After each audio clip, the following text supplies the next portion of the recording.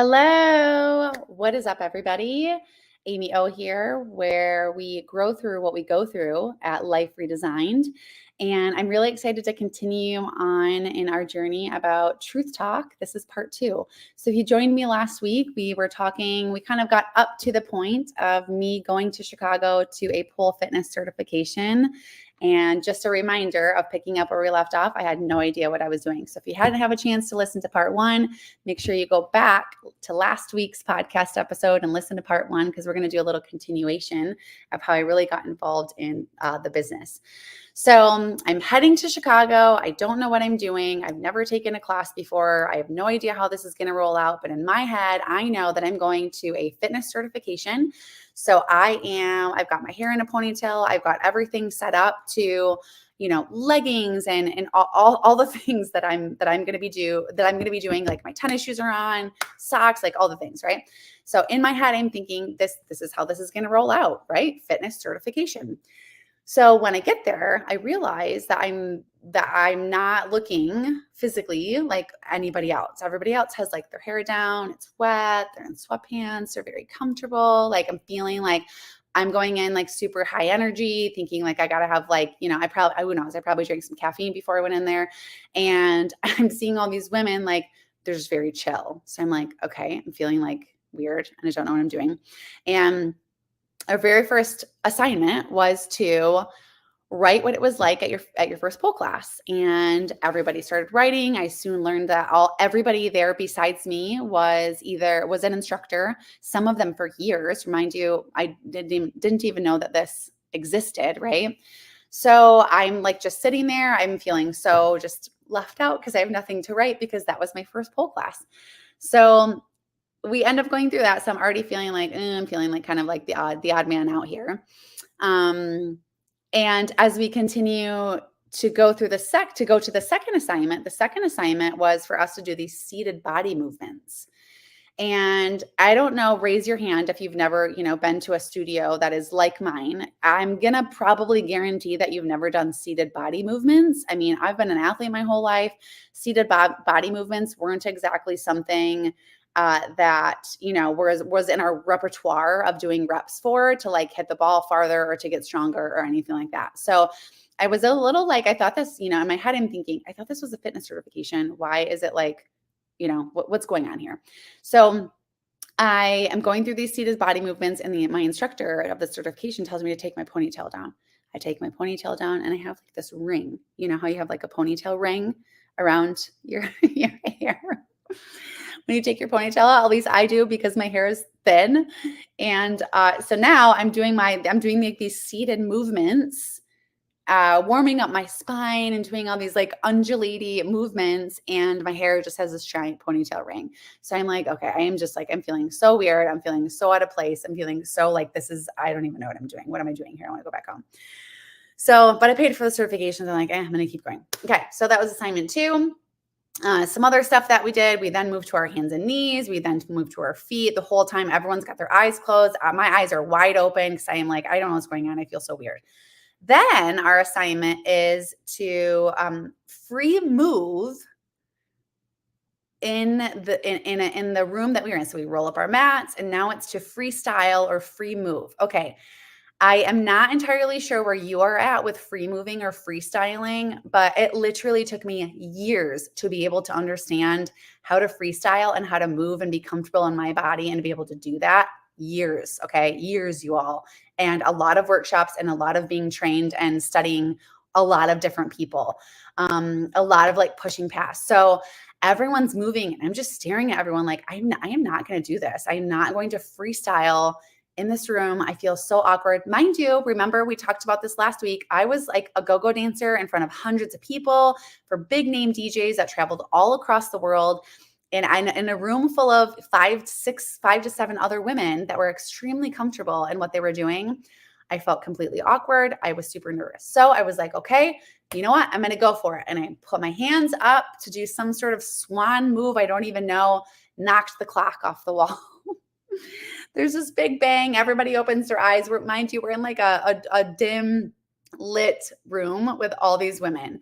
And it was kind of like, They opened their eyes, looked over, closed their eyes, and went back to moving. And I remember at that moment thinking to myself, how are they this comfortable in their body? How are they this comfortable in their own skin and all that they are doing and their movement? I mean, I was mesmerized. I was mesmerized. So I knew at that moment, I thought to myself, you know what? I'm going to go home and I'm going to do this. I'm going to share this with women. I knew right then and there that that's what I wanted to do. Now I didn't know to the scalable level that everything was going to pan out. I just knew at that moment I wanted to share it. So I go through the certification. I come home and I remember thinking I've got to do this. I've got to share this with women. So I thought to myself, you know what? I will go find just a part-time location I can do this 1 to 2 nights a week. That'll fill my cup. I'll keep working in sales. I'll be able to continue being at home with my kids, my son at the time. And so I looked to see where I could share space, spend a couple, maybe spend a little bit of money here because I'm thinking there's probably got to be like a few women that want to do this, right? So I couldn't find a space. It was like, no, not going to work. And I'm like, all these I found one great space, but all the windows were very open. And I'm like, no woman is gonna, I knew how awkward I felt and how uncomfortable I felt. I'm like, I'm not gonna open this space with wide open, not windows, but like a clear window, a clear wall where everyone in the gym is like staring at them in the pool. I'm like, this is not gonna work. So I ended up finding a tiny little space on the outskirts of the main city of where I live. And it was a shared space. So there was boxing bags and weights, and but it had mirrors. So I saved up money and knew that I wanted to help rent the space and share the space with the woman that was there.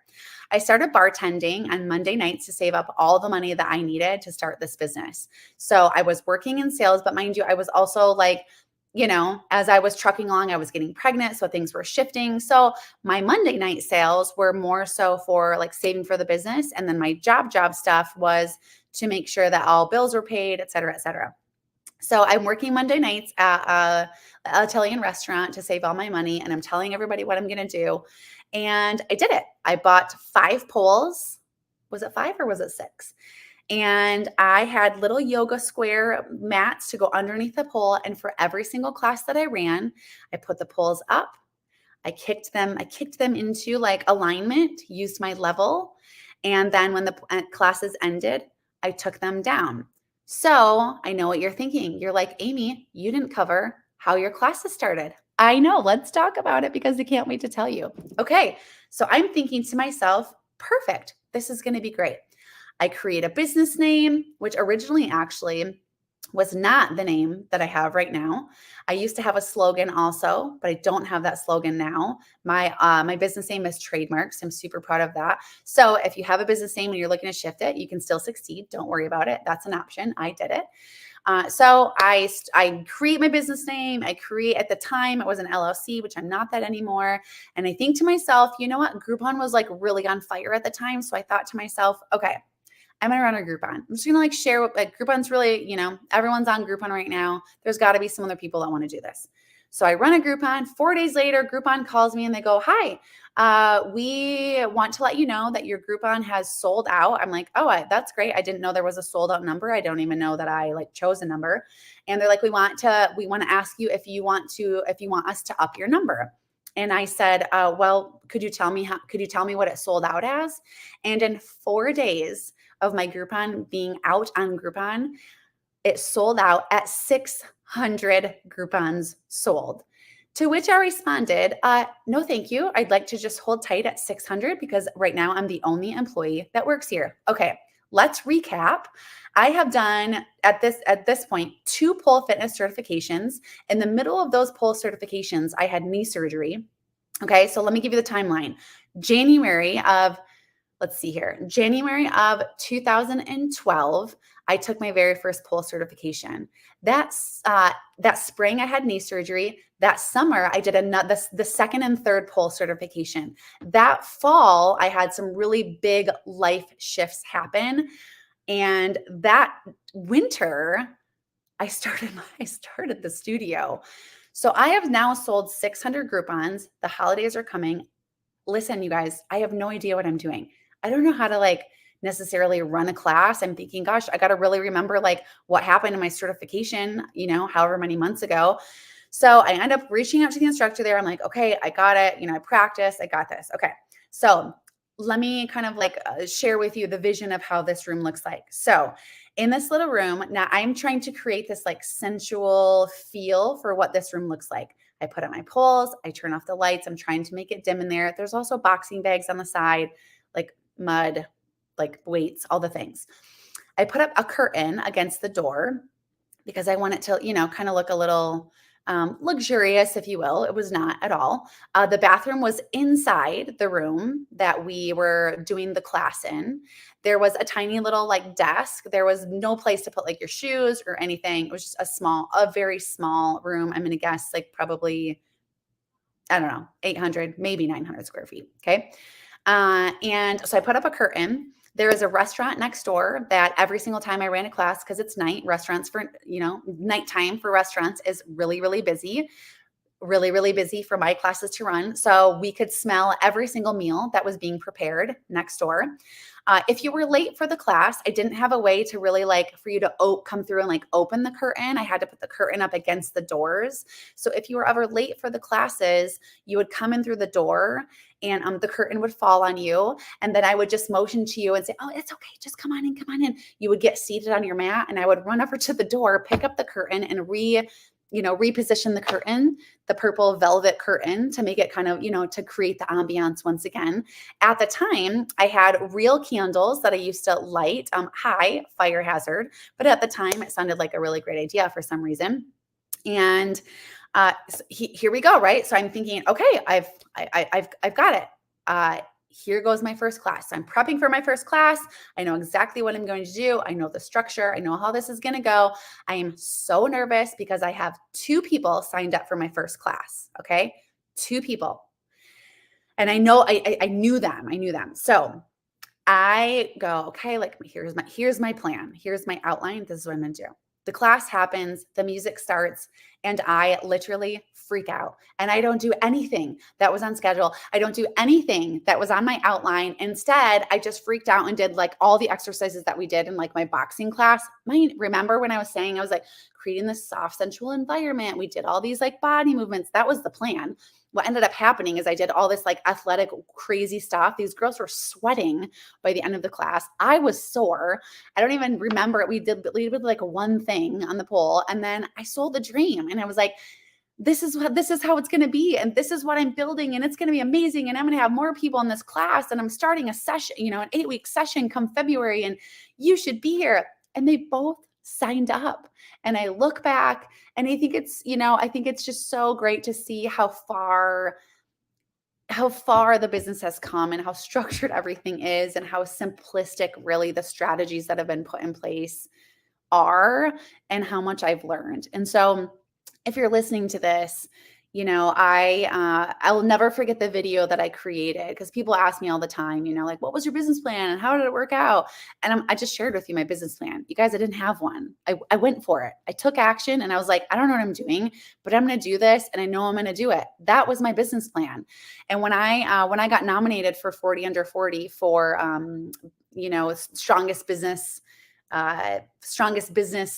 motivators, people in my area, I remember making a video and everybody, a lot of people in those videos talked about their successes and they had all this planned out and this was their journey. And mine was, listen, when I started with a business plan when my son was 1 and I had a little sticky note right behind me that was like, you can do it. So that was like part 1 of my business plan. And part 2 of my business plan was another sticky note. And that was it. I mean, I was going and leading these classes. And then, you know what? I got better every class. I got better at building relationships every single time. And every single time I go, wow, that didn't work out right. One time I specifically remember this class that I taught and I was so nervous. I taught something wrong. And I remember these students coming back and I was like, oh my goodness, I taught them wrong. And you know what? I just went with it. I was like, hey, taught that wrong. We're going to redo it today. And every single time and every single class and every single year and every single, studio that I went through, I got better. So what I want to share with you within my story of this truth talk is, listen, you do not have to have it all together. You don't. Okay. I know that it's cliche to say because you want to have it all together and you want to have all your ducks in a row and you want to make sure you have the finances. Listen, I didn't save up for 12 months of rent, you guys.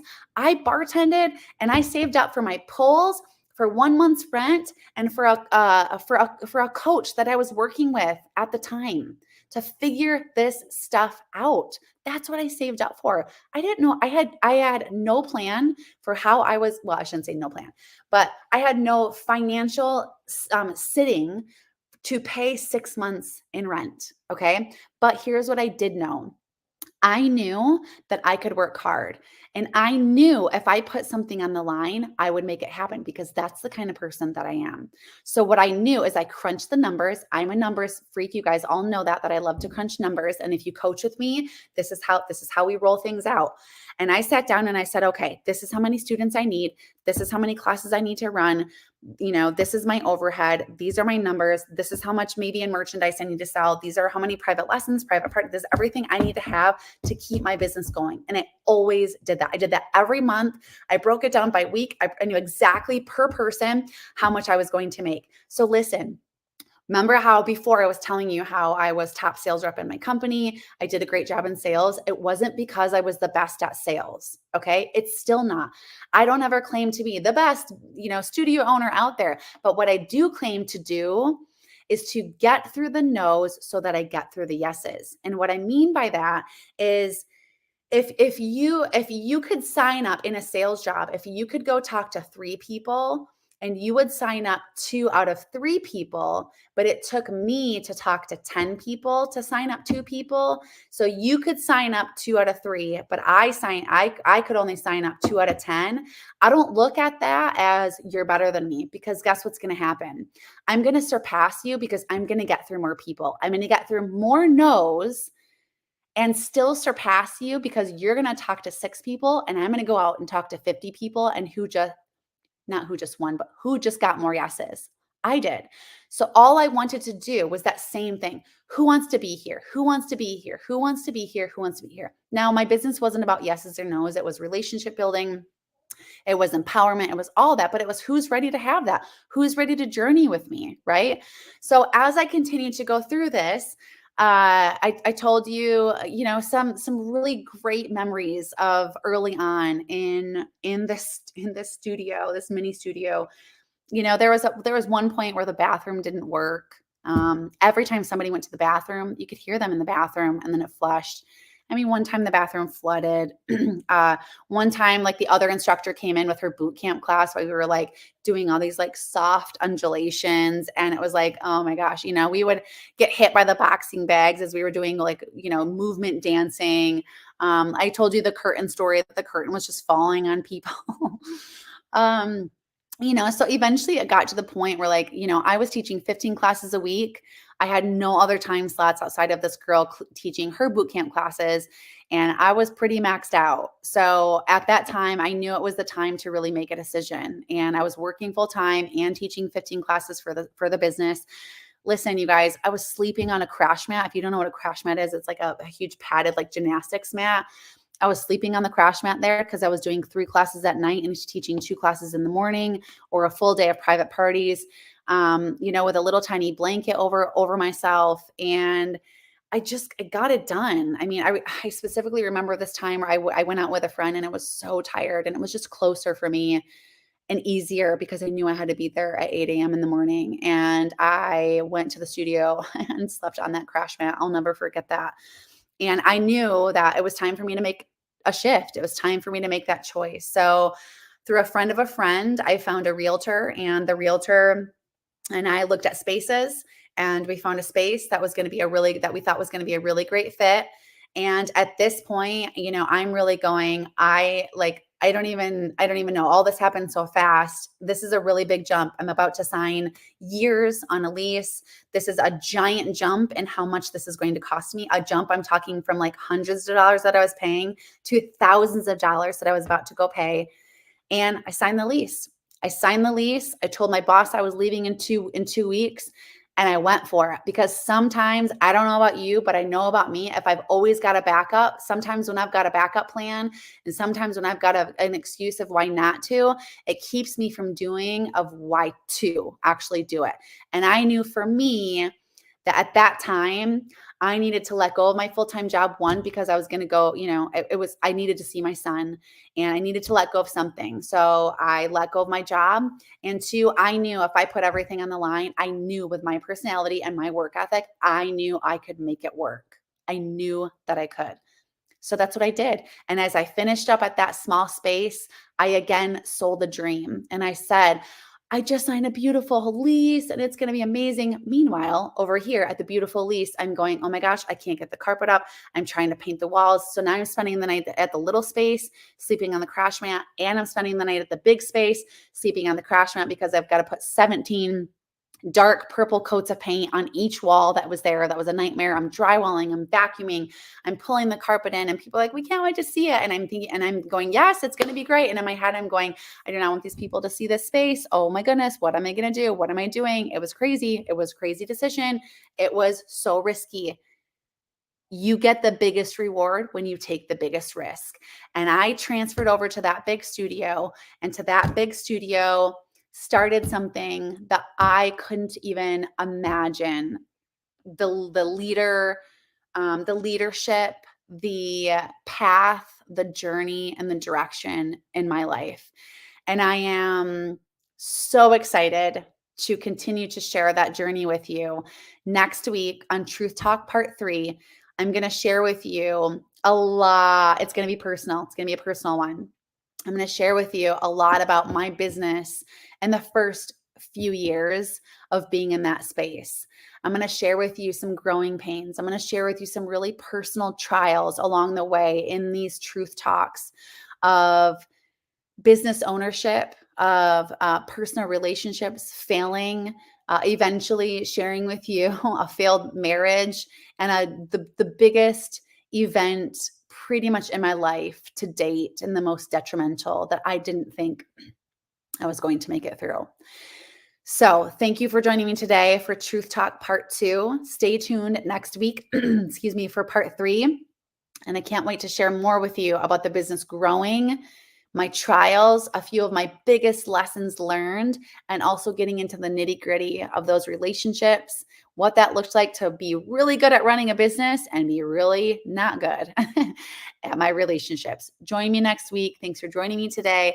I will see you soon. Thanks again. It's Amy O signing off with Life Redesigned, where we grow through what we go through. I will see you next week.